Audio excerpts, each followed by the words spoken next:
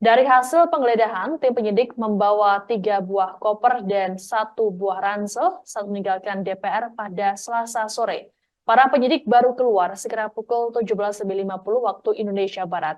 Tidak ada keterangan apapun dari tim penyidik KPK terkait penggeledahan ini.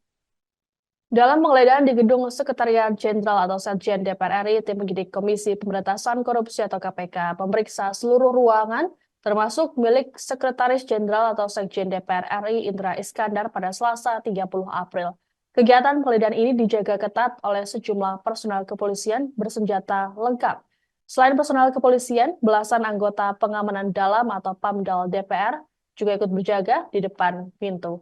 Awak media juga dilarang untuk masuk dalam gedung selama proses penggeledahan. Sebelumnya, Sekjen DPR RI Indra Iskandar dan Kepala Bagian Pengelolaan Rumjam DPR Hipi Hidupati telah menjalani pemeriksaan oleh KPK pada Kamis 14 Maret lalu. Terkait dengan pemeriksaan oleh KPK, Indra Iskandar sama sekali belum memberikan pernyataan. Ia pun tercatat kerap menghindari awak media yang ingin menanyakan kasus ini. Adapun terkait dugaan korupsi tersebut, negara diperkirakan mengalami kerugian hingga miliaran rupiah. Modus korupsinya yakni penggelembungan harga atau markup. Proyek yang dikorupsi meliputi peralatan-peralatan rumah jabatan, seperti peralatan ruang tamu, tempat makan, pengadaan kursi, lemari, dan sejenisnya. Muncul informasi bahwa sudah ada 7 orang yang jadi tersangka, termasuk Sekjen DPR RI Indra Iskandar.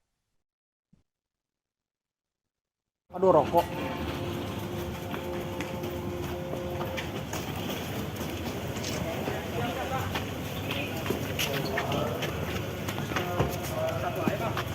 Satu doang. Satu aja, Pak. Ini digeledahannya berapa ruangan nih, Pak? Satu lagi, Pak.